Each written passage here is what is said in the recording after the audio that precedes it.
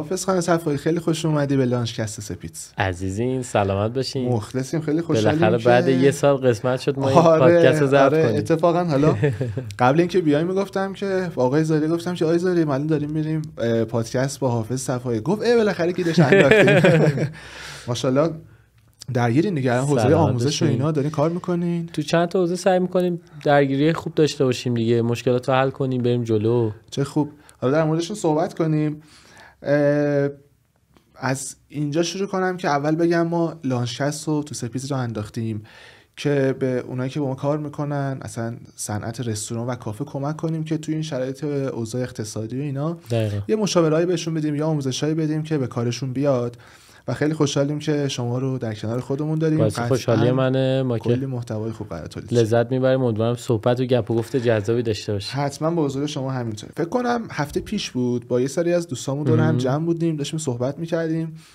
یکی اون وسط گفتش که ببین من خیلی علاقه دارم یه کافه راه بندازم. خانم بود، خیلی دوست دارم و از بچگی علاقه‌ام بود و گفتم ببین من تو این صنعتم میبینم آدما رو صحبت میکنم خیلی کار سختیه. گفت بابا کار سختی نیستش که یه دونه باریستا میگیری، یه محیط کوچیک میگیری، نورا هم که کم میکنی، یه دیزاین خوب میزنی، 4 تا کتاب و بازی هم میذاری. همینطوره.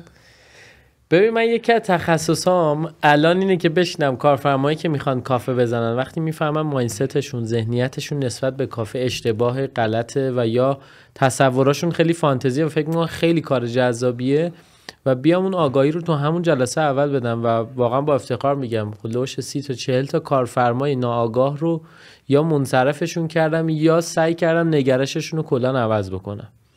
و با اینکه طرف میاد میگه آقا ما میخوام بدم شما راه اندازی بکنی، مشاور من باشی و اینا، میگم ببین بحث راه اندازی مطرح نیست. میدونی که تو چه مسیری داری میای، میدونی که یکی از سخت ترین شغلای ممکنه در ایران رو الان شما قرار کار کنی. درسته از دور جذابه ولی میگم آقا من از 17 سالگی کافه داری کردم، اومدم جلو و اگر قرار از تجربه من استفاده کنی میخوام کل مسیر رو آگاهانه ببینی. متاسفانه یه سری از دوستای ما در این زمینه به واسطه اینکه دوست دارن کارهای مختلفی بکنن و اینا کارفرما رو میندازن توی چاله و بهش نمیگن که آقا این کار ریسکش اینه، الان خوشسالی نیروی انسانیه، الان خیلی از هزینه ها بالاتر رفته، حاشیه سود کافرستان اومده پایینتر و زمانی که این آگاهی رو میدی مخاطب تازه متوجه میشه که خب واقعا کار سخت‌تر، پس بذار من با احتیاط بیشتری انتخاب کنم، ملکم و لوکیشنم و یه وکیل داشته باشم کنارم، برآوردهای مالیمو بکنم، بی پی داشته باشم، بیزنس مدلمو در بیارم و کاملا پیش برم. این مهمترین قسمت قضیه است که پازل ها رو خیلی درست کنار هم بچینیم. یعنی چی؟ یعنی من حافظ صفایی توی 17 سالگی یه کافه زدم با تجربه بسیار کم. تازه از هنرستان هتلداری فارغ التحصیل شدم، رشتم هتلداری و مدیریت آشپزی قنادی بود. کلاسای کافه شاپ رو گذرونده بودم، وارد دانشگاه هتلداری شدم و به همراه برادرم یه کافه زدم. اون موقع ما با هولوش 35 میلیون یه کافه راه اندازی کردیم توی غرب تهران به اسم کافه باران. شروع کردی قشنگ کامل یعنی منفی. و اون موقع ما یه قهوه رو باورت نمیشه میفروختیم 5 تا 6 هزار تومان، یعنی به پول دلار اون موقع که سال 90 بود یعنی 5 تا 6 دلار، 6.5 دلار. همین الان که ما با هم داریم صحبت میکنیم توی منطقه فرشته دیگه خودش رو بکشه طرف دلار رو با الان بخوایم حساب بکنیم قهوه داره 1.2 دلار فروش میره. دلاری حساب کنیم الان باید 300 400 تومان باشه ولی شاید 90 تومان 100 تومان 110 هزار تومان دیگه. اون طرف فروش آقا اسپرسو دبل داره 110 میده. ببین حافظ ما چند وقت پیش تو سپید شروع کردیم به کسایی که قبلا از ما خرید داشتن به هولوش 1000 تا تماس گرفتیم و یه آمار خیلی عجیبی در اومد که البته خب تو دنیا این آمار نشون میداد 35% از مجموعه بسته شده بودن و ما به مجموعه‌ای تماس گرفتیم که توی 3 سال اخیر از ما خرید داشتن. نکته‌ای که وجود داره 35% آمار خیلی بالاییه. چه اتفاقی میفته مجموعه بسته میشه؟ 35% مخاطبای سپید منظورتونه؟ بله. ببینید به نظر من تازه مخاطبی که میاد سپید رو به عنوان یه پلتفرم نرم افزار مالی انتخاب میکنه مخاطب آگاهتریه، مخاطبیه که میگه آقا من هزینه بیشتر میدم برای اینکه بتونم خروجی بهتری داشته باشم. یعنی این جامعه آماری رو ما اگر اکسپند کنیم و توسعه بدیم با کافه های دیگه به 65-70% هم بعضا میرسیم. ببین از هر 10 تا کافه 7 تا کافه حتی یک سالشون رو هم نمیبینن، یا واگذار میکنن یا دوباره کلی هزینه میکنه، طرف سبک عوض میکنه، تازه بعد یه سال انگار توی محل تمرینی متوجه شده که اصلا این صنعت به چه شکل. آمارش از رستوران بالاتره دیگه جوری کافه ها. آره یعنی بسته شدن کافه سال اول فکر کنم از رستوران زر بالاتر باشه.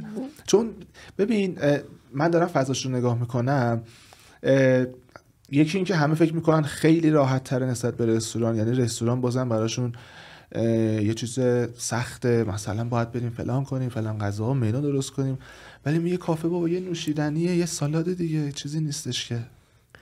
دقیقاً همینه. موضوع اینه که کافه حساسیت بالاتر، البته رستوران هم شغل سختی هست و خیلی از مجموعه الان شدن کافه و رستوران. بله. شما اگر دقت کنید ما یه کافه بیکری داریم و رستری که طرف میگه من تخصصی دارم رو کافه کار میکنم، یا الان شدن لانج و کافه رستوران و فرمت ها تغییر کرده، ذائقه تغییر کرده، مخاطب ها روز به روز دارن آپدیت میشن، از اون ور سلیقه هاشون متفاوت تر میشه، در عین حال هم حساسیتاشون بیشتر میشه. از این سمت هم فشار اقتصادی اضافه شده، در نهایت کافه محکومه که همه چیز رو در منوش داشته باشه، چون میگه آقا من بعد مخاطبای بیشتر داشته باشم، من بعد صبح تا شب بتونم پر بکنم و هزار تا اتفاقی که اضافه شده. اتفاقا میخوام در مورد کانسپت های رستوران کافه هم صحبت کنیم، ولی بیا حالا قبل اینکه به کانسپت برسیم خودمون رو بذاریم جای یکی که الان پولشو داره، یه نیمچه علاقه هم شاید داشته باشه و میخواد وارد یه دونه کافه بزنه. چک لیست های راه اندازی یک کافه چیه؟ اصلا من ببین چی رو بررسی کنم که بگم که من مناسب این کار هستم یا نه؟ من میگم که پول داشته باشی، زمانم داشته باشی، یه طرف بعد عاشق باشی. دیدی میخوای ازدواج کنی الان میگن آقا ازدواج سخت شده، آقا نکنی با بدبخت میشی. واقعا اگر عاشق اون دختر باشی یا عاشق اون پسر باشی و حالا اصطلاحاً دیگه جدیدا میگن جفت روحیت اگر باشه زندگی خیلی خوبی دارین، اونم ازدواج هم مثلا 10/7 دیگه، طبق آماری که الان هست 70% طلاق چقدر. فاز کافه هم همین شده واقعا. یعنی شما اگر بخوای وارد این فرمت بشی، جدا از این که پول داری و زمان داری، عاشقم هستی، کلی اطلاعات و معلومات هم باید داشته باشی. نمیتونی دوره نبینی، نمیتونی از پرسنلت ضعیف تر باشی، یا باید بری راه اندازای خیلی قوی و درست انتخاب بکنی کنارت باشن تازه فرمت انقدر خوب پیش بره که راه اندازا این آگاهی رو بدن، یا بعد خود بری تهش رو در بیاری با آگاهی کامل انتخاب کنی. این آگاهی هم صرفاً تک‌بودی نیست تا بگی نه من اصلا کاری ندارم قهوه بیا یاد بگیر، یه سری اطلاعات کلی، ولی بیزینس رو باید بلد باشی. بعد بیای بیزینس پلنت رو در بیاری. مثلا ما توی کلاس های کاست کنترلمون اولین قسمت جلسه‌مون یه جدول باجتینگ درست کردیم. میگیم آقا تو میخوای کانسپت کافه بیکری بزنی در لوکیشن مثلا فلان منطقه تهران یا فلان شهر مثلا استان اصفهان، باید بیای شما فرمت بیزنس پلن رو تعریف کنی، هزینه ها تو حساب بکنی، کانسپت رو بر اساس فضای پیش بری، هزینه‌های جاریت هم میاری. حالا میریم تو قسمت دوم استیمیت میکنیم که قبل از اینکه من بخوام اجاره کنم 100 تا صندلی چقدر برام میفروشه، چقدر سود بهم میده اگر 200% پر کنم، اگر یه بار پر خالی شه، اگر مثلا بخوام با این قیمت بفروشم متوسط خرید هر نفر در میاد، تا برسیم به ریسک انحراف معیار و نقطه سر به سر. و بعد از اون میگیم خب آقا نقطه سر به سرمون اینه، حالا آیا پتانسیل داره من اینقدر بزنم؟ میرسیم به بازگشت سرمایه، ریترن کپیتال، و بعد میریم تازه ضریب عامل رو حساب میکنیم. خود این پروسه 3 ساعت کلاس ماست که در میاریم با مثالهای مختلف میزنیم و بعضا باورت نمیشه تو کلاسه طرف میاد شرکت میکنه، میزنیم تو جدول یه ذره سرشو میخارونه، میگه آقا من فکر کنم اشتباه حساب کردم. و یکی از دوستانی بود که توی یکی از بهترین رستوران‌های تهران توی منطقه فوق‌العاده خوب و منطقه فرشته بگیم، اومد تو کلاس منو شروع کردیم با هم جدول رو کار کردم. بعد دیدم اصلا یه ذره کلافه شده، گو یه سوال بپرسم، گفتم بپرس. گو من نگاه کردم دیدم بازگشت سرمایه‌ام 134 ماه شده، درست حساب کردم، یعنی هولوش 17-18 سال میشه. بعد منم یه ذره مکس کردم و جدول رو با هم بررسی کردیم و ببین در بهترین حالت ممکنم دیدیم 16 ساله. عجب. و طرف هنگ کرده، مدیر اون رستوران بود، حالا سرمایه‌گذار نه ولی هنگ کرده بود. 16 سال بازگشت سرمایه اصلا فسیل میشه کل اون رستوران. مخصوصا الان که اینقدر شرط اقتصادی جابجا میشه، ملکا خب خیلی بلند مدت نیستن، این فرمت ها هست و این آگاهی است که کمک میکنه که آقا یه کارفرما باید کاملا متوجه باشه این باجتینگ به چه صورته در بیاره و هر کانسپت بهش چه جوابی میده. تو کافه چند تا کانسپت داریم؟ حالا بخوای چند تاشو بشماری. چون من ببین شما خودت فکر کنم هولوش دهه 80 اینا بود دیگه، جزء نفراتی بودی که باعث تغییر بسیار شگرفی تو صنعت کافه ایران شدی. البته دهه 90 میشه بخوام حساب بکنیم، 92 3 استارت رسمیه، من بهش میگم بیگ بنگ، این صنعت خورد. یعنی مسابقات شروع شد، برگزار شدن دوره ها، ما هم یه جور جوونایی بودیم که عشق داشتیم، تخصص داشتیم، هی میرفتیم جلو، آپدیت میشدیم، پول در میوردیم، خرج مثلا دوره میکردیم و تازه فهمیدیم قهوه اسپشیالتی چیه، تازه یه سری چیزا بهمون رسید، رفتیم سفر ایتالیا این ور اون ور، تازه نگاهمون نسبت به دنیا عوض شد و خیلی رو موج سوار شدیم و یه موجی رو ساختیم به اسم اسپشیالتی کافی و قهوه تخصصی و مسابقات داوری شروع شد و همه این فرمت‌ها خیلی کمک کرد. یعنی من زمانی که 2014 مسابقات باریستا شرکت کردم، مرحله اول سوم شدم، مسابقات بعدی کافکس بود که خیلی بین‌المللی بود، من شدم قهرمان مسابقات. یه مثلا جوان 19 20 ساله قهرمان مسابقات، بعد همه مثلا نگاه عوض شد و تازه من فهمیدم که چقدر عجیب، چقدر متفاوت شده این صنعت. بعد که رفتم ایتالیا دیدم آقا اون چیزی که ما داریم تو ایران ارائه میدیم تو خیلی جاها از ایتالیا جلوتره.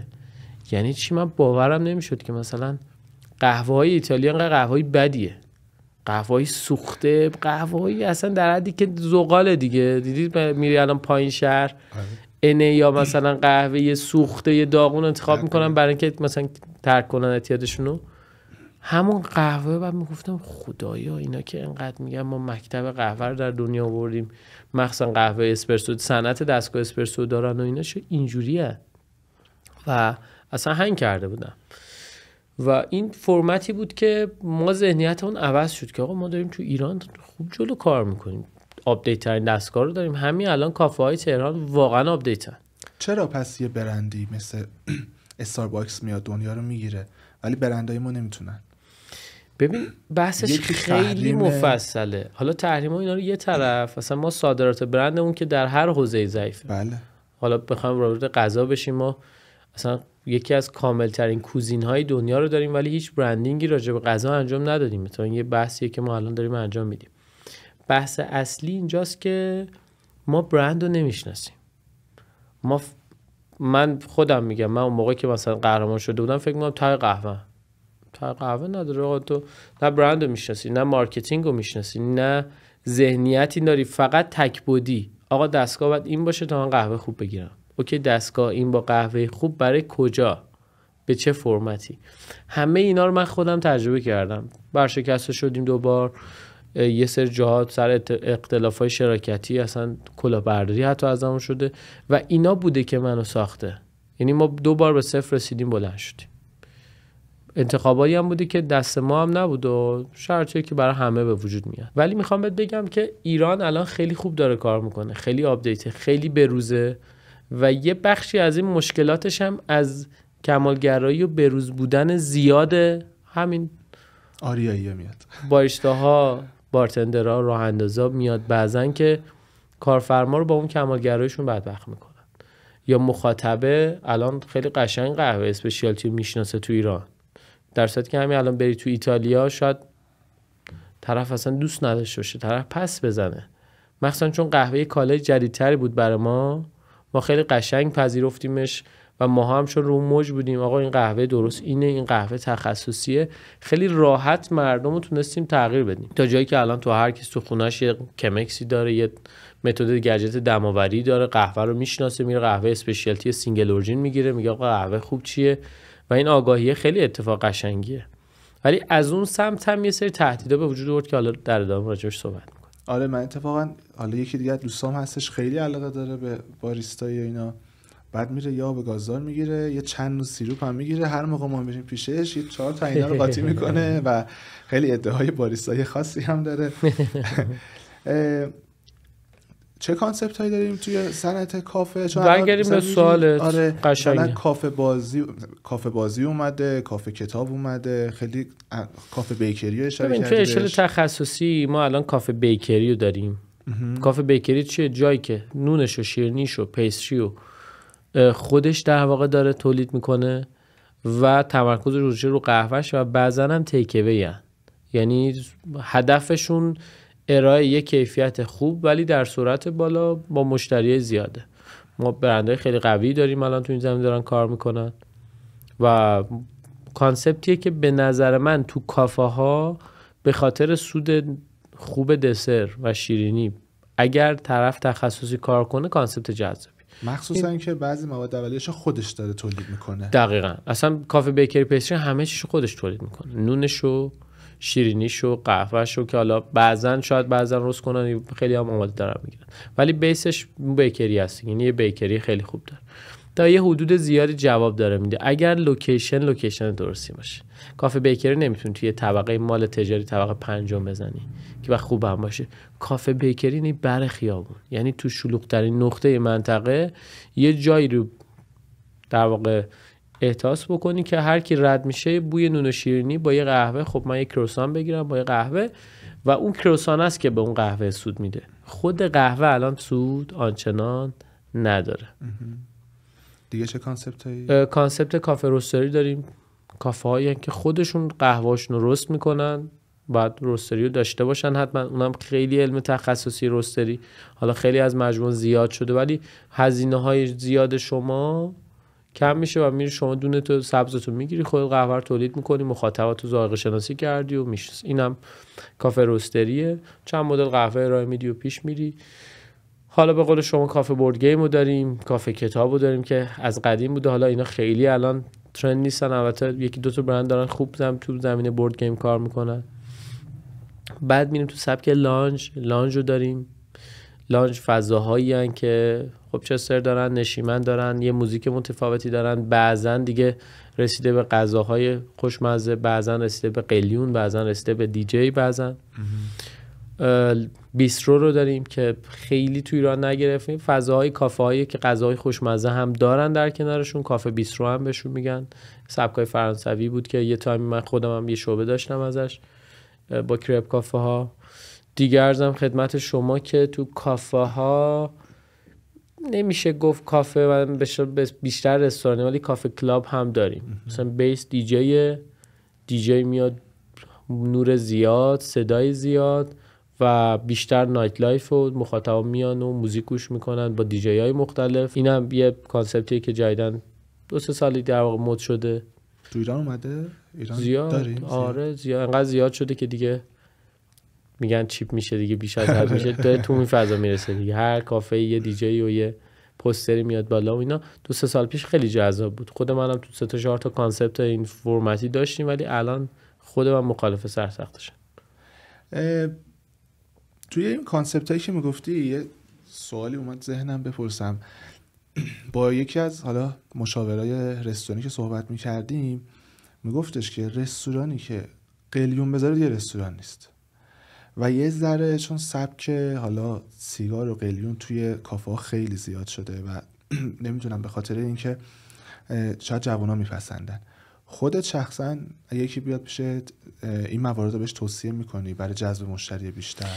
ببین متراژهای بالای 600-700 متر محکومن به لانج شدن، یعنی همون لانجر داستان هوکا و قلیون است و این فقط صرفاً برای ایران هم نیست. الان ما تو برندهای ترکیه مثلا هوکا باز و هوکا لانج رو داریم که جزو پرفروش‌ترین رستوران‌ها در دبی و امارات هستن، در عمان هستن، در خود ترکیه هستن که اصلا خیلی تخصصی داره رو قلیون کار میکنه، غذاهای خوشمزه داره، نوشیدنی جذاب داره و سبک لانج هم شکل گرفته است در همه جای دنیا.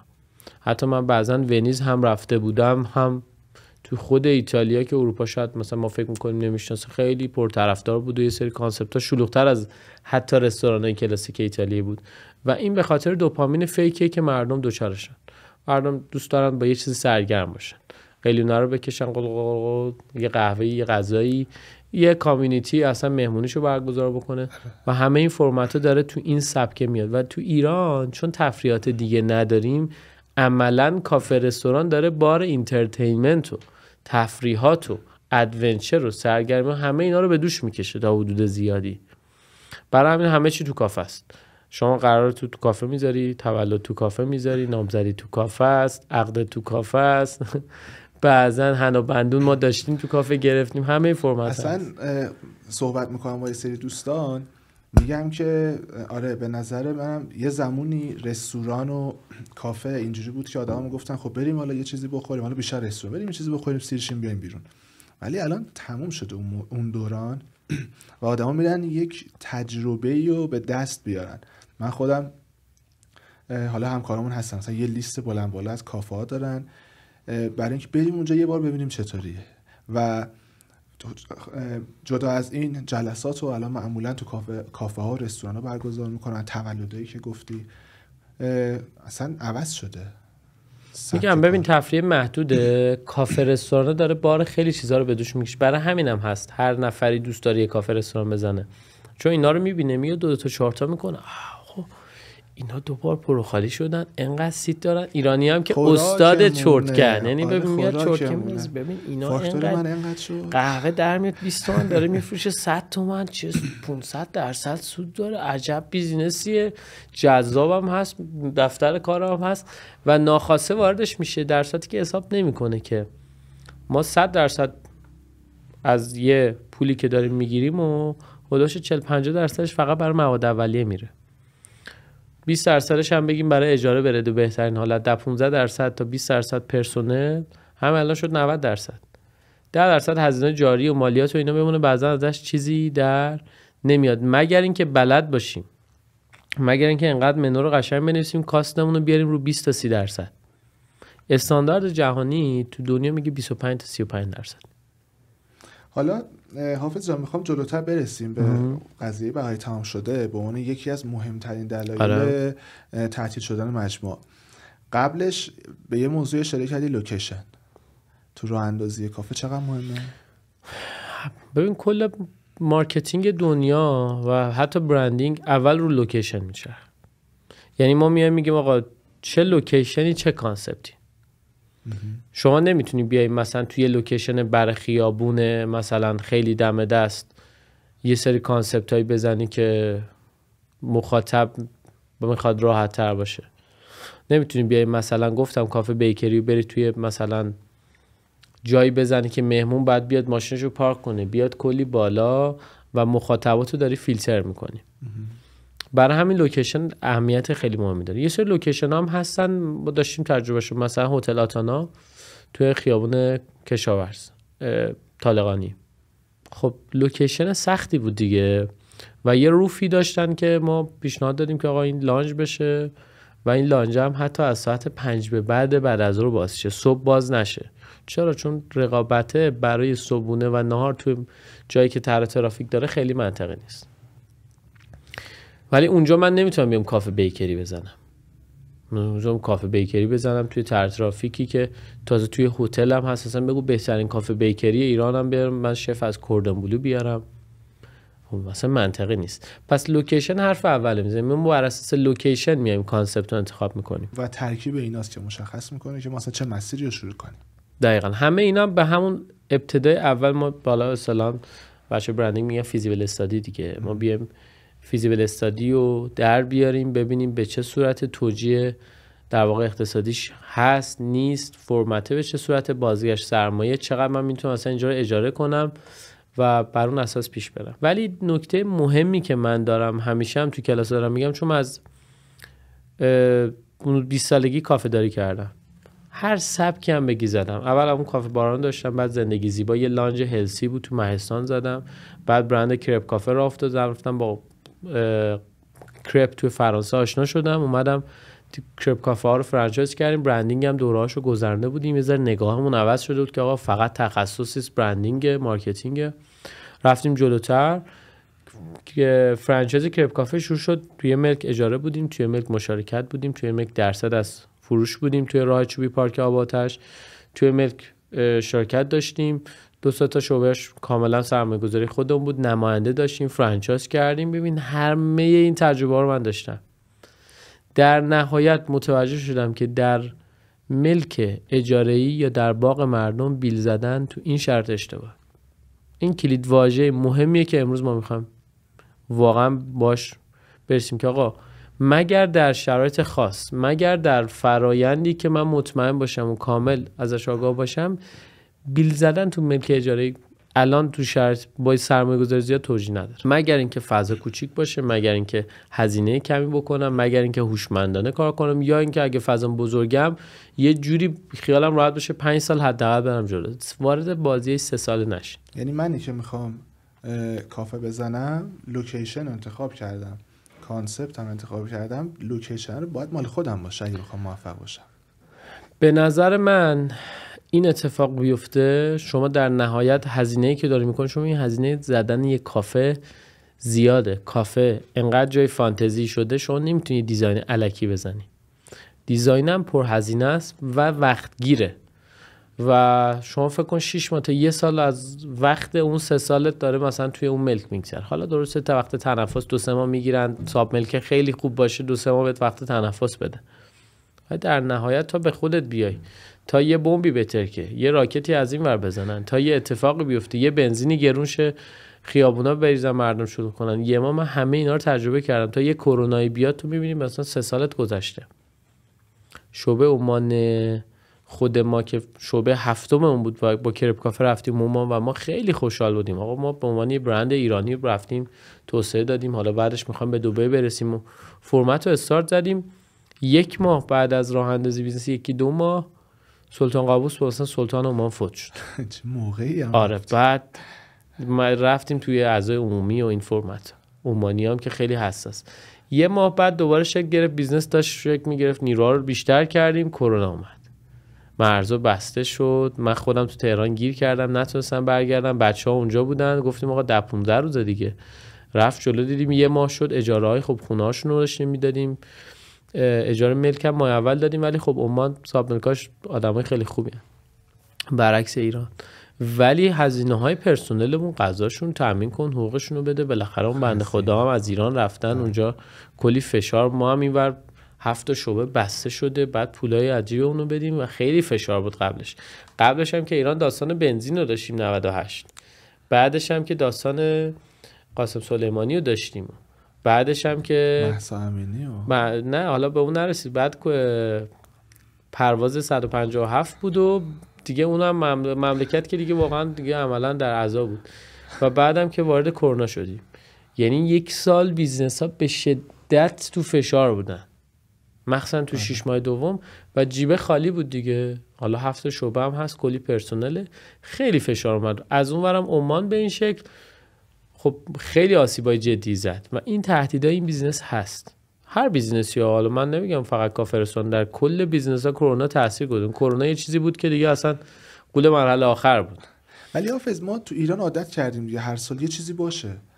من داشتم یه پادکستی رو گوش می‌کردم، یه بنده خدای مدیر فنی گوگل بود، بعد گفتش که پادکست طبقه 16 بود، بعد داشت تعریف می‌کرد، میگه آقا من دیگه تا 30 سالگی و اینا آمریکا بودم دیگه، مدیر فنی گوگل، این بشر دیگه خیلی باهوش بوده رفت مدیر فنی گوگل شده.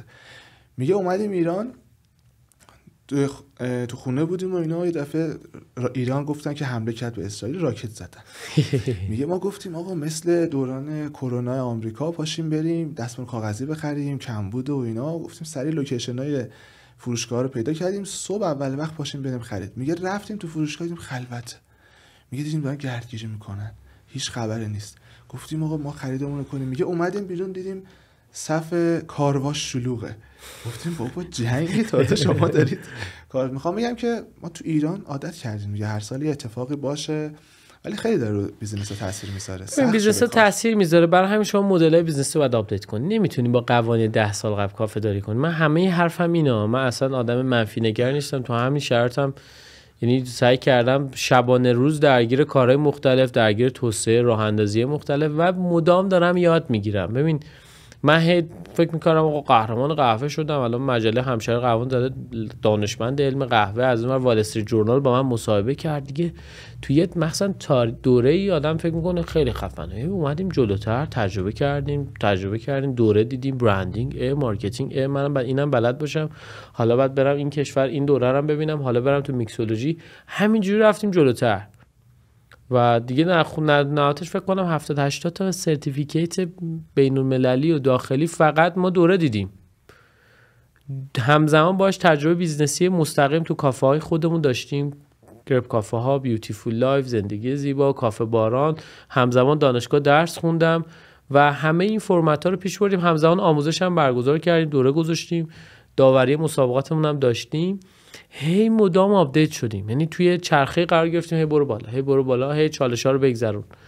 و با همه اینا الان میدونم که آقا من چیزی بلد نیستم، باید برم جلوتر. الان یه دوره بیاد یاد میگیرم. الان برنامه گذاشتیم دوره مدیریت لیدرشپ سوئیس، ما بریم دانشگاه اچ آپدیت بشیم، ببینیم تکنیک‌های جدید مدیریت چی میگه. 2 ماه پیش برنامه گذاشتیم بریم ژاپن، بریم هوش مصنوعی رو یاد بگیریم، بریم تکنیک مدیریت ژاپنی که انقدر قوی و خوبه کایزن رو یاد بگیریم. و داریم میبینیم بازم هر چی میریم جلوتر بازم بلد نیستیم، بازم باید یاد بگیریم. این نگاه خیلی کمک میکنه. و بعد بدونیم که خب فرمت بیزنس مثل قبل نیست. الان من میخوام یه کافه بزنم 2 تا 4 تا بلد باشم، مارکتینگ بلد باشم، برندینگ بلد باشم. یعنی دانش اولیه‌شو قطعا کسی نمیتونه بگه آقا من تای برندینگ مگه داریم، اینا متخصص هستن 20 سال کار کردن هنوز دارن یاد میگیرن. رو همین خصوص این فرمت بهت کمک میکنه. استفاده از مشاورای درست در هر حوزه، وکیل خوب داشته باشی، راه انداز خوب داشته باشی، مشاور خوب داشته باشی، مشاور مالیاتی خوب داشته باشی. پوست من تو مالیات کنده شد. پوست من سر شعبه 4 پارک آب آتش واقعا کنده شد تو مالیات، که حالا راجبش جلوتر صحبت میکنیم.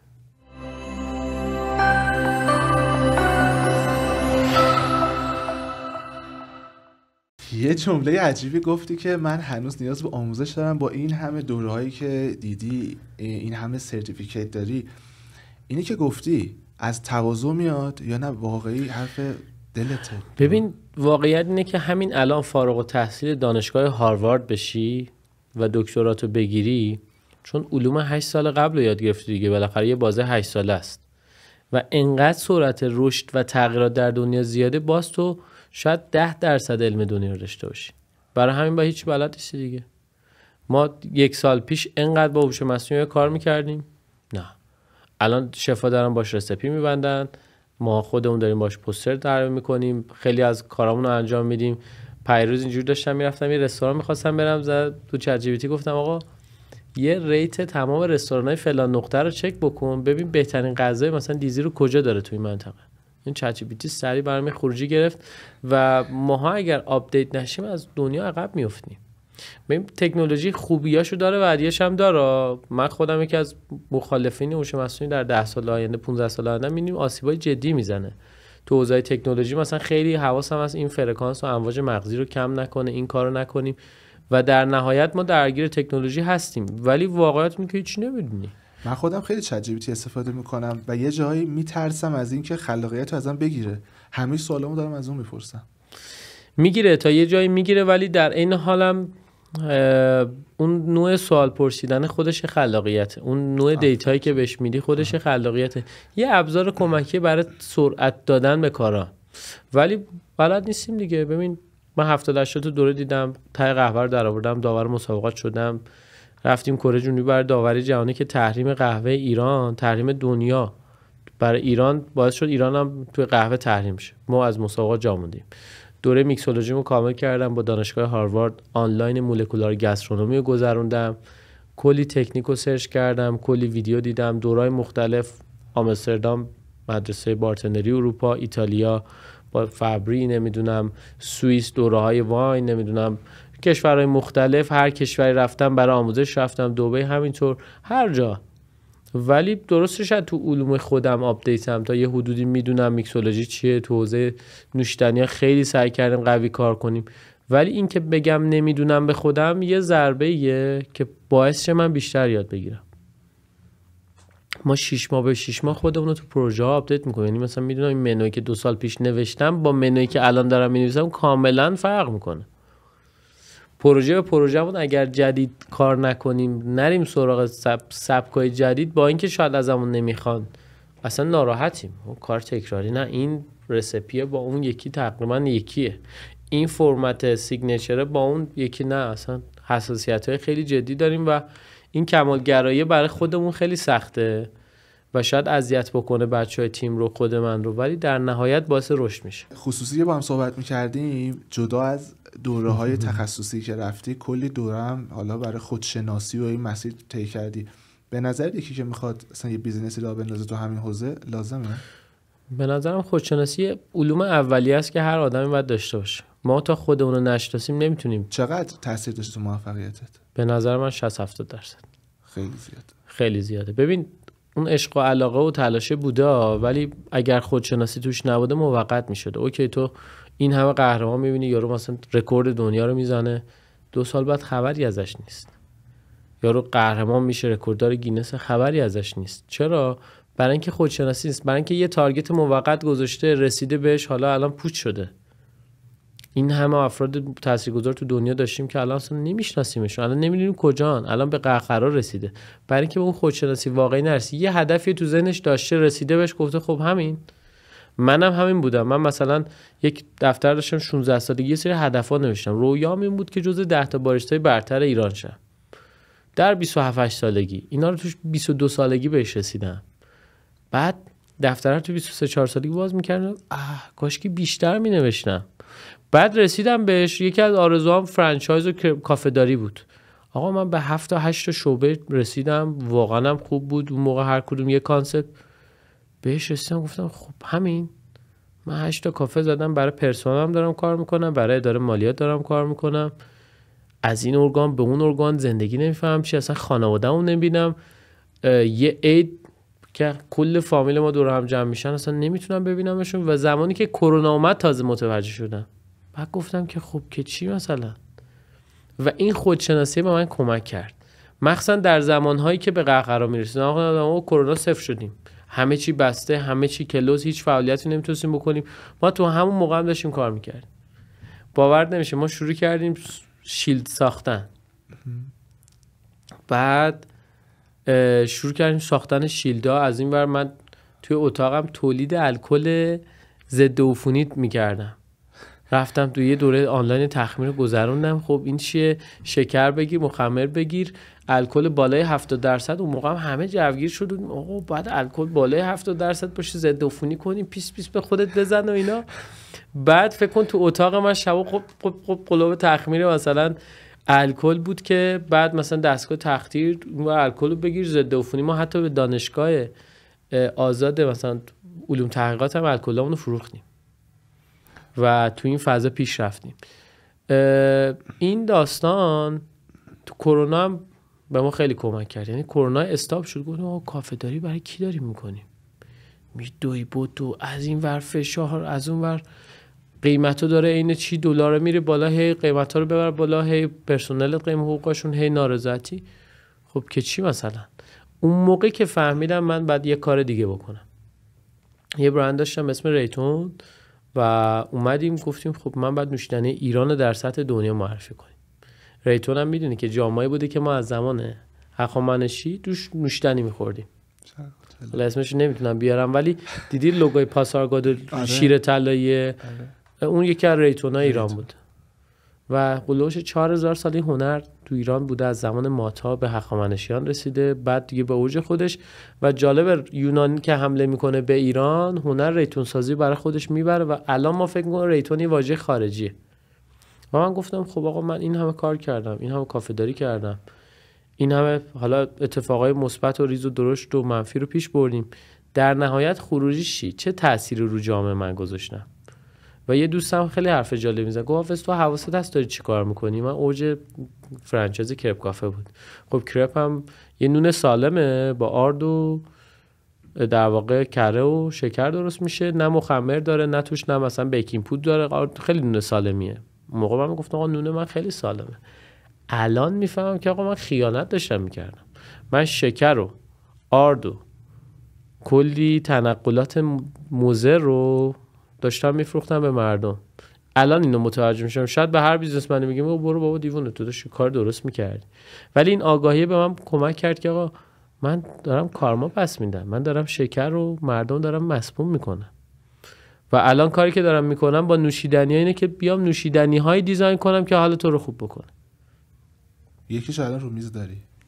یه دونه آره، یه گیاه باحال، یه گیاه تمرکز میده، انرژی خیلی خوب میده، گیاه کاملا طبیعیه و از این گیاهای معنوی که الان خیلی مد شده دیگه. حافظ جان توی این حالا مدتی که داری کار میکنی، مهمترین دلایلی که کافه‌ها دارن تعطیل میشن مخصوصا تو سال اول چیه؟ اونا رو یه ذره با هم باز کنیم. ببین چند تا اتفاقه. یک، رقیبا خیلی دارن زیاد میشن. دو، مردم ذائقه‌شون داره تخصصی‌تر میشه و بلد شدن کافه رستورانو، میدونن چه آیتمی بخورن که برای خودشون سود بیشتر داشته باشه. سه، شرط اقتصادی که از همه مهمتره. آقا مثالشو زدم دیگه، سال 90 من قهوه داشتم با یه کافه معمولی با دستگاه 1.5 میلیونی میفروختم 5-6 دلار. الان با یه دستگاه 1 میلیاردی و قهوه 1.5 با کلی هزینه پرسنلی و کلی هزینه تو دکور و دیزاین داره قهوه بفروشه 1 دلار. پس حاشیه سود بسیار اومده پایین. چرا؟ اقتصاد داشته کلاپس میکرد، تورم داشته سر به فلک میکشیده. این موضوع بهای تمام شده خیلی داره مهم میشه انگار تو این صنعت، به خاطر ببین خیلی مهمه. ببین من قهوه میخریدم 50,000 تومان میفروختم 6 دلار. کی 6 دلار سال 90. الان قهوه میخریم 1.5 میلیون. تازه مردم آخرش هم میگن نه قهوهتون اسیدیتش نمیدونم یه ذره هارش بود، نمیدونم بر من قهوه بیار این شکلی باشه. من میدونم اصلا نداشتیم اون موقع و الان داریم میفروشیم 1 دلار. خب قاعدتا حاشیه سود اومده پایین. پس اگر من سال 90 نمیدونستم از کاست کنترل، اگر اصلا پلتفرمی نساخته بودم خودم بفهمم کاست کنترل چیه، مهم نبود چون حاشیه سود بالا بود. الان ولی شوخی نداره این اقتصاد، نه در ایران، در دنیا بیزنس ها دیگه الکی نیستن. بیزنس ها باید تو پر باشن. یه پازل دکور خوب، دیزاین خوب، سرویس دهی خوب، قهوه خوب، کیفیت خوب، لوکیشن جذاب تا بتونی موفق شی. یه دونه از اینا نباشه برنامه به هم ریخته. یعنی تو بهترین قهوه و نوشیدنی هم داشته باشی، سرویس دهی ضعیف باشه، مشکل خوردی. بهترین قهوه و نوشیدنی سرویس دهی خوب داشته باشی ولی ساختار انبار و سردخونت حساب کتاب نداشته باشی، ورودی خروجیات کنترل نشه، نرم افزار خوب مالی نداشته باشی، زمین خوردی. و من چقدر مجموعه دیدم که این شکلی بوده. یه دونه یه پازل نباشه بیزنس درست شکل نمیگیره. و فکر کنم کاست کنترل و جز اون تیکه‌های پازلی که خیلی مهمه. و ببین کاست کنترل اصلا تعریفش کنترل هزینه است و کنترل هزینه شما از انبار، یعنی حتی قبل انبار، از نوع خرید، انبار، تا خروجی اون به کافه ها، تا منویی که می‌نویسی، تا مهندسی بعدش. یعنی یه تعریف کاملا باز. اینجوری نیست بگم آقا فقط قیمته، نه، همه چی رو باید حساب بکن.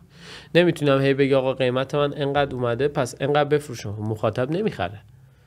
چی بذارم، چی منو طراحی بکنم، با چه فرمتی، چه ساختاری، چه جوری روش مارکتینگ بکنم، آیتمامو به چه صورت در بیارم که در نهایت بتونم مثلا به یه خروجی برسم، میشه کاست کنترل. ما هم به این رسیدیم. یعنی مجموعه‌ای بودن که گفتن آقا مثلا ما یه سری دیتا جمع شده، نرم افزارمون بیاد با هم صحبت کنیم. رفتیم بعد ما یه محصولی داریم اسمش بیای، توی اون یه بخشی داره که میاد حالا قیمت منو رو پیشنهاد میده. ما اومدیم برای یکی از مجموعه، یکی که چه عرض کنم چند تا مجموعه رفتیم صحبت کردیم، گفتیم آقا اصلا بگیم سود نداشته باشی، صفر، محض رضای خود داری کار میکنی. اونو صفر کردیم، قیمت منو رو دید، بعد یه نگاهی کرد گفتش که من که دارم از این پایین‌تر میدم. گفتیم آقا این هزینه‌هات، اینا قیمتت. خیلی موضوع مهمیه. به این موضوع انقدر مهمه، من یادمه داشت ترم 4 دانشگاه بودم، داشتیم کاست کنترل پاس می‌کردیم. بعد از استادم یه سوال پرسیدم، گفتم آقا این استانداردی که میگن 25 تا 35% باید مواد اولیه باشه، برای اروپاست، کتاب 30 سال پیش مثلا مدیریت هزینه‌ست. آیا ما تو ایران استانداردی داریم؟ خب چجوری باید پلتفرمو داشته باشیم؟ اگه من یه کافه دارم تو نیاوران با یه کافه دارم تو آرشهر، آیا بعد اونجا هم همون 25% رو لحاظ بکنم؟ مگه میشه؟ مثلا اون موقع پاسخ قشنگی ندیدم. خب آقا نمیشه که. رفتم دنبالش. خب از این منم کافه‌امو داشتم میزدم، شعباتم بیشتر شد، همزمان دلار 1000 تومانی 4 تومن، 4 تومن 7 تومن، 9 تومن. گفتیم آقا ایران بشه دلار 10 تومن، مملکت به هم میرسه. دلار شد 19 تومن، گفتیم آقا بشه 20 تومن به هم میرسه. دلار شد 30,000 تومن، آقا ایران بشه 40,000 تومن، مملکت تعطیل. الان هم دلار چقدر؟ 64,000 تومن، 5,000 تومن. هم میگن آقا دلار خوب بونده، الان قیمت واقعیش 70. و میگن قیمت دلار واقعی تا 80 هم میرسه. یعنی 1000 تومن تا 80,000 تومن اصلا سر به فلک میکشه. همین که این اقتصاد تو ایران زنده است واقعا باید بگیم آقا دم هممون گرم. همین که اینجوری داریم کار میکنیم، همین که اینجوری دنبال آپدیت شدنیم، ما بگیم دم هممون گرم. بابا ژاپن بستنی بعد 30 سال گرون شده و کل کارخونه اومده و تعظیم کرده آقا عذرخواهی یه کلیپ ساخته بودن. اروپا شیر مثلا یه 5% میره بالا، جلیقه زردپوشای فرانسه میرزن بیرون. مگه شوخیه؟ مثلا 1000 تومن کجا، 80,000 تومن کجا، چند درصد میشه؟ خیلی با همه اینا بیزنس داره کار میکنه، با همه اینا روز به روز شما داری میبینی کافه جدید باز میشه.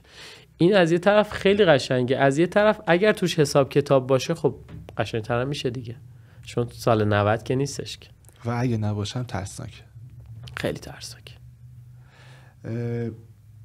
چند وقت پیش یکی از مدیرای مجموعه حالا برند بودیم تو تهران، گفتیم الان تو چه مرحله؟ گفت سروایو. بله. فقط میخوایم زنده بمونیم و برند بمونه. اصلا کسایی که میخوان برندشون بقا داشته باشه خودشون هم میرن تو حالت بقا، و تو حالت بقا که میری مشخصه دیگه. تصور کن که شما یه یوگی بزرگی، آقا تای از این یوگیه که از زمین میری بالا، یه سگ دنبالت کرده باشه که نمیای بگی من مدیتیشن میکنم که حالا برم بالا. نه، تو باید فرار کنی، یا باید بجنگی، یا باید فرار کنی، یا باید قایم بشی. بهش میگن حالت بقا. وقتی میری تو حالت بقا دیگه نه خلاقیتی هست، نه آفرینشی هست و نه فرمتی هستش که بتونه بهت کمک کنه. پس میری توی باطلاق، هی آروم آروم میری پایین، خسته میشی، فشار عصبی میاد رود، بعد یه داستان دیگه وجود میاد، یه ذره میای نفس بکشی، دوباره یه اتفاق دیگه، و اونجاست که قضیه خطرناک میشه.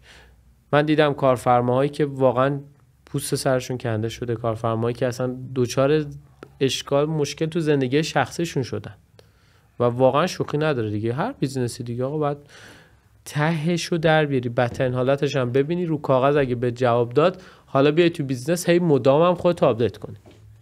ما رستوران باز میکنیم، خیلی هم خوبه، ترند بولد، سر صدا میکنه. یه سال بعد 10 تا رستوران مثل اون باز شدن، از اون مدل دارن استفاده میکنن.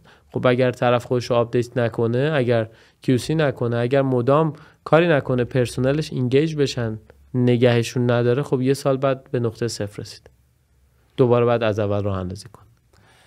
یه ذره از قشنگی کافه داری هم بگیم. کافه داری که واقعا قشنگه، از هر چیزیش که بگذریم یه خانواده است، یه کامیونیتیه، شما یه دفتر کار خیلی جذاب داری، ولی سختیاش زورش میرسه دیگه به نظرم دیگه. و من دوستش دارم با همه این اوصاف. تنها بیزینسی که تو همه این سالها دارم میکنم در حوزه کافه رستوران و هتل، دوره اگر گذاشتم، آموزش اگر گذاشتم، کافه رو اندازی کردم، چه بر خودم چه بر دیگران، همه تو این صنعت بوده، چون عاشقانه دوستش دارم. عاشقش باشی برات قشنگه. این چالش هم درسته یه جای خیلی فشار بهت میاره، ولی یاد میگیری ازش دیگه. اگه یکی داره الان صدای ما رو میشنوه و خیلی زیاد علاقه داره به حوزه کافه، پیشنهادت اینه که راه اندازی کنه، حالا به کمک یه مشاور، بعد تو مسیر یاد بگیره، یا نه اول قشنگ آموزش‌ها رو ببینه بعدش بیاد تو مسیر؟ ببین جای آزمون خطا نداری به نظرم الان، چون یه ماه 2 ماه عقب بیفتی پرسنلت حقوقاشون اجارت بمونه دیگه، تمام باختی. مگه اینکه پشت دستت پول سنگین باشه، بگی آقا من مثلا 200 میلیارد پول دارم، حالا دارم با 10% کافه رستوران میزنم، 20 میلیاردشو میذارم کنار. و مشکل ماها میدونی چیه؟ میگیم که خب من 5 میلیارد سرمایه دارم، بیام یه بیزنس 4 میلیاردی بزنم. این نه در ایران. اصلا من دارم دوره‌های هوش مالی میگذرونم، تازه دارم متوجه میشم آقا وقتی من بخوام یه کافه 10 میلیاردی بزنم، بعد 200 میلیون 100 میلیارد پشت دستم پول باشه. بگم آقا 10% سرمایه گذاریمو یه سرمایه گذاری پر ریسک انتخاب میکنم. من تو دوره کاست کنترل یه دختره اومده بود، گفت آقای صفایی من دارم وام میگیرم، از پدرم یه پولی قرض کردم، یه پس اندازی هم دارم، میشه 3 میلیارد. آیا به نظرتون تو این شرط کافه بزنم؟ من خیلی دوست دارم کافه داشته باشم. گفتم خانم اون 3 میلیارد تو برو تبدیل به یه ملک بکن، تبدیل به یه سرمایه گذاری کن، تبدیل اصلا به صندوق طلا کن یا هر چیز دیگه ای که حالت باش خوبه، بذار به ارزش افزوده ای ازش بگیری، با اون پول ارزش افزوده برو این کارو بکن.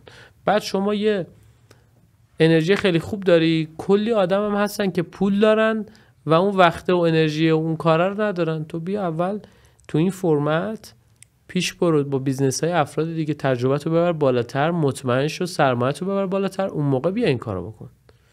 و من تنها نکته‌ای که دارم میگم آقا تو اگه میخوای کافه 2 میلیاردی بزنی حداقل باید 20 میلیارد سرمایه داشته باشی، حداقل. یعنی 10% پولتو به سرمایه گذاری کنی. بدبخت میشن. طرف 5 میلیارد پول داره رفته با 1000 تا قرض و قله و اینا 6 میلیارد مثلا بیزنسش تمام شده، آخر رسیده به حالتی که تو ایام روزای جاریش هم مونده دیگه، هزینه‌های جاری روزانه‌ش هم پاس نمیتونه بکنه. حافظ جان خیلی ممنون، انقدر جذاب صحبت میکنی، متوجه گذر زمان نشدم. 1 ساعته که داریم پیش میریم. آره واقعا. و کلی هنوز من شخصا سوال دارم و از این همه تجربه که داری، آموختهایی که داری، به نظرم باید همه ما استفاده کنیم و این صنعت رو باعث بشه که این صنعت همینجوری رو به رشد باشه و اتفاق خوبی درش بیفته. به عنوان سوال آخر میخوام حافظ صفایی، کسی که ته کافه داری و دیگه رفته و اصلا با برندهای بزرگ کار کرده، همه کار کرده، از زمین خاکی شروع کرده، نمیدونیم تو این سن کم تقریبا کی وقت کرده این همه کار انجام بده، بخواد چکیده تجربهشو بگه و اون اساره رو بگه به ما که چه اتفاقی افتاد برای اون کسی که الان صدای حافظ رو شنید و تصمیم گرفته آقا من میخوام وارد بشم، چی به اون فرد میگی؟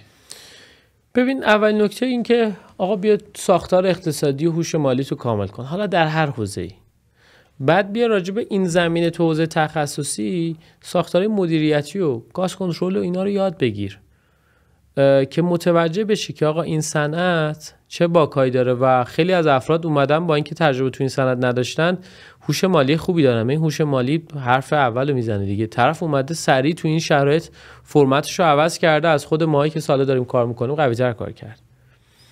یکی اینه. 2 نکته بعدی اینه که مدام خودت آپدیت کن.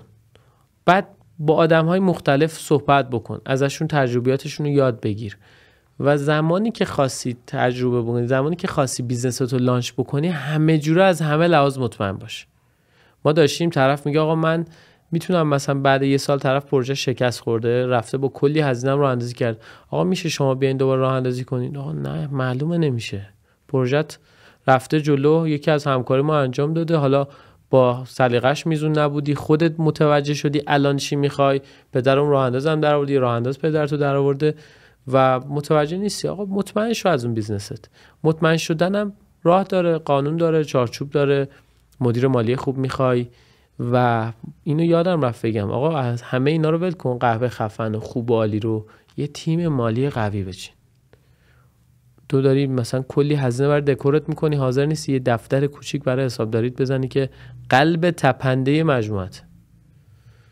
ساختار مالی پویا. و نکته بعدی اینه که حسابدارای ما هم باید آپدیت بشن دیگه. آقا حسابدارای مثلا ایران خودرو بودن، حسابدارای خیلی درجه یک، صنعت ما رو بلد نبودن، اومدن و به مجموعه آسیبای جدی زدن. درست. اینم نکته پایانی. دم شما گرم. تو زمینه منابع انسانی کلی سوال دارم ازت، تو زمینه افزایش فروش، زمینه برندینگ و اینا لازمه که همینجوری یه قولی ازت بگیرم. ما 1-2 قسمت دیگه در خدمت باشیم. سعی میکنم قسمت‌های دیگر رو حالا از آشنایی ببریم کنار، تخصصی تر راجع به هر کدوم و تجربیات خود من، تجربیات اندک من تو این سالها تو این زمینه و الان وارد خوشسالی نیرو و منابع انسانی شدیم دیگه. اوکی خوشسالی هستیم ولی راهکار داره دیگه. بعد چی کار بکنیم؟ بعد بشینیم قُر بزنیم؟ من از این مدل‌ها که بشینیم قُرم بزنیم بدم میاد. من خودم خیلی ضربه خوردم از همین شرط ایران، شرط جغرافیایی که توش بودیم، ولی همیشه میگم راهکار. چی کار کنیم؟ قُر زدنه که هممون بلدیم، هممون بیام از پایین تا بالای سیستم قُر بدیم، ولی خودمون هستیم چی کار کردیم؟ یه ذره بریم جلوتر صحبت پایینیمو بهت بگم. نگرش من میگم زیاد زمانی بود که کافه بزنم، 10 تا برند بشم، شعبه بزنم بالا. الان نگرش اینه که آقا من چی کار کردم برای این کشور. مهاجرت برای هیچ کدوم از ما کاری نداره. همین الان با یه جاب آفر میتونیم مهاجرت کنیم، ولی چی کار کردم برای این کشور؟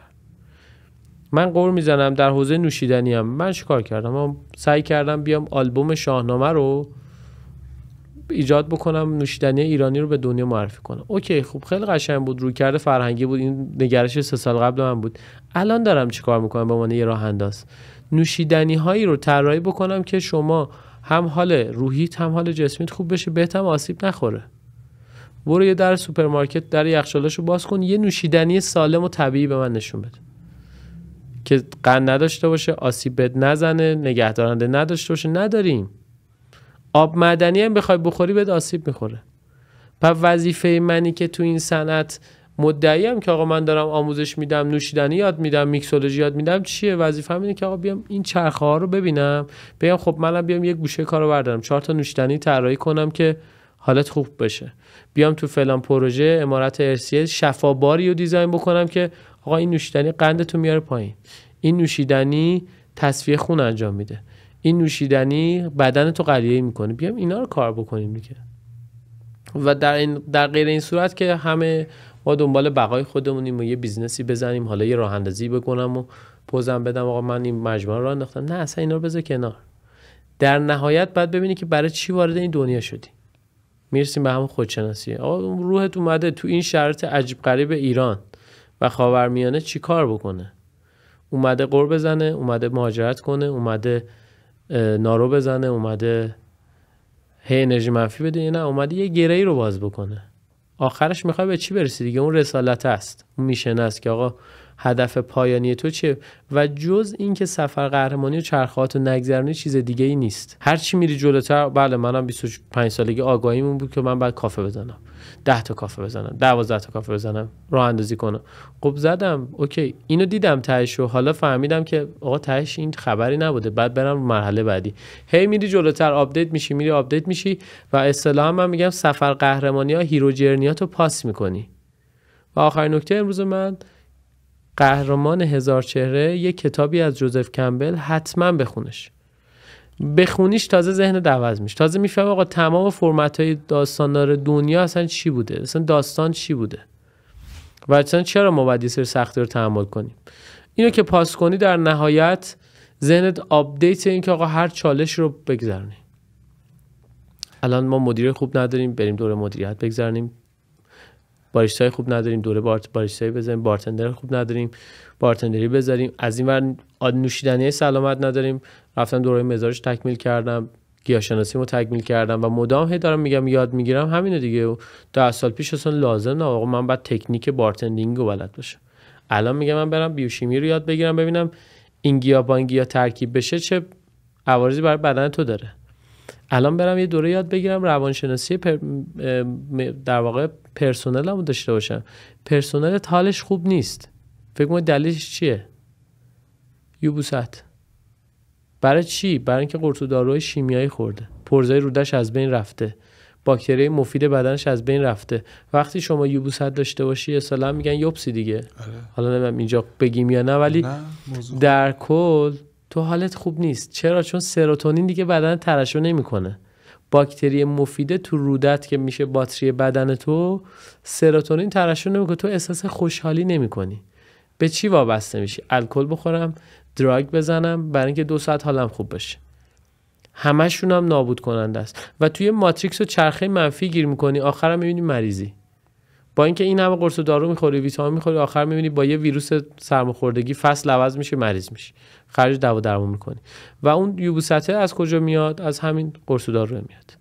بدنت خوب نمیشناسی، به بدنت خوب رسیدگی نمیکنی. فکر کن یه ماشین مدل بالای هوشمند داری، وای فایش قطعه، به مپ وصل نیست، از سنسوراش درست استفاده نمی‌کنی، در نهایت توی ماشینی داری که خرابه و هی هم مدام ارور میده دیگه. بدن ما هم همینه دیگه. مگه انسان هوشمند نیستیم ما؟ از کدوم قابلیتش داریم استفاده می‌کنیم؟ هیچ. به خاطر این چی؟ به خاطر اینکه اصلا نابودش داریم می‌کنیم.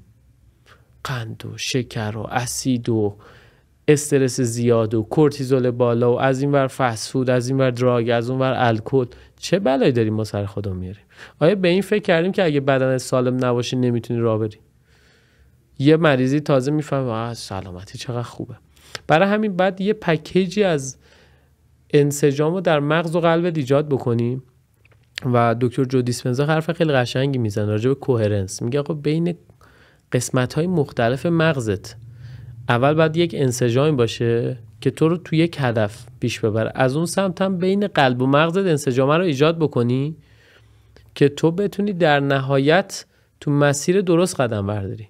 دیدی میخوای یه کاری بکنی، یک گوشه مغزت میگه نکنی یا این نه ولش کن، اون ور مغزت میگه نه این کار، و وسواس فکری داری. همه اینا هم از در واقع تغذیه نامناسب میاد، از لایف استایل نامناسب میاد و این لایف استایل است که کاری کرده که نسل جدید ما 1 دقیقه هم نتونه ویدیو ببینه. اینستاگرام چه بلایی سر ما آورده؟ 10 ثانیه یه ریلز ما نمیتونیم ببینیم. چرا؟ چون هی شلیک دوپامین های فیک به ما داره انجام میشه. نورونای مغزی ما با نوتیفیکیشن هی دارن بهش شلیک میشه، نوتیفی ببینم، اینو ببینم، حالا برم این پیجو ببینم، حالا همش هم 10 ثانیه و این خرده رو از ما گرفته. اینا یه فرمتیه که تو دنیا باید باشه دیگه، هر آدمی که نباید موفق شه. برای همین میخوام یه مقدار بیشتر به اون خودشناسی مخاطب بپردازم دیگه. این عصر عوض شده دیگه. بعد کرونا به نظرم مثلا یه سری افراد واقعا به یه آگاهی درونی رسیدن، حالشون خیلی بهتر شد. با اینکه خود من بیزنسم صفر شد، من کرپ کافه‌امو کلا واگذار کردم و گفتم آقا که چی مثلا حتی ضرر بدم بهتره ببندم بیام فرمت جدید. خب چیکار کنم؟ بیام آلبوم اکسپوم و ریتون رو ببرم جلوتر پیش ببرم؟ چیکار کنم؟ بیام رو خودم کار کنم، نوشیدنی بهتر؟ چیکار کنم؟ دغدغه کارفرما و تجربیات سالهای خودم رو در اختیارشون بذارم، تو راه اندازی‌ها در کنارشون باشم، برای اینکه اکوسیستم کافه رستوران اگر شکست بخوره همه ما شکست خوردیم دیگه. بحث رقیب مطرح نیستش. حالا من اینو بلدم به کسی یاد ندم که فقط خودم باشم، نه، من پلتفرم‌های کاست کنترل برای خودم کامل کردم، همونی که تو دانشگاه یاد نگرفتم و اومدم سمینار گذاشتم. برای همه با یه هزینه خیلی پایین، فقط برای اینکه آقا یاد بگیر. پاستا آلفردو مثال قشنگی زدی. پاستا آلفردو رو طرف داشت میفروخت 60,000 تومان، برای خودش 65,000 تومان درآمد و باورش نمیشد. طرف میگه وایسا من ماشینم و این ماه فروختم، حلقه ازدواجم فروختم برای اینکه مثلا کافه‌مو نگه دارم. خب آقا تو از بیخ اشکال داره کارت، نه انبار داری، نه خرید درست انجام میدی، نه رسپی درستی داری. خب برای چی کافه زدی؟ میدونی داستان مثل قدیم نیست. و این جنبندی صحبت من بود. در پایان پرحرفی کردم و امیدوارم که نه دم شما گرم، مخاطبا بتونن کارو پیش ببرن. حافظ صفایی عزیز، قطعاً صنعت کافه و رستوران به وجود شما افتخار میکنه. عزیزی سلامت باشین و امیدوارم که سالهای سال باعث رشد این صنعت بشی، همونطور که تو این سالها بودی. قطعاً 1-2 قسمت دیگه با هم افتخار بدی خواهیم داشت، یه ذره جزئی تر بشیم در مورد یه سری موضوعات مثل منابع انسانی، مثل فروش، مثل برندینگ برای کافه ها. من شخصا لذت بردم از صحبتات، کیف کردم. مرسی از بچه خوب سپیز که این فرصت رو فراهم کردن و ما هم داریم پادکست های مختلف رو میبینیم، واقعا کیف میکنیم. دمتون گرم، مخلصیم. که روز به روز کل این صنعت به جوری باشه که همه حال کنن، حالشون خوب باشه، پربرکت باشه بیزنسشون و مدام کمک کنیم به رشد هم دیگه. حتما با حضور امثال شما. خیلی ممنونم. دمت گرم. مرسی ازت. خسته نباشید.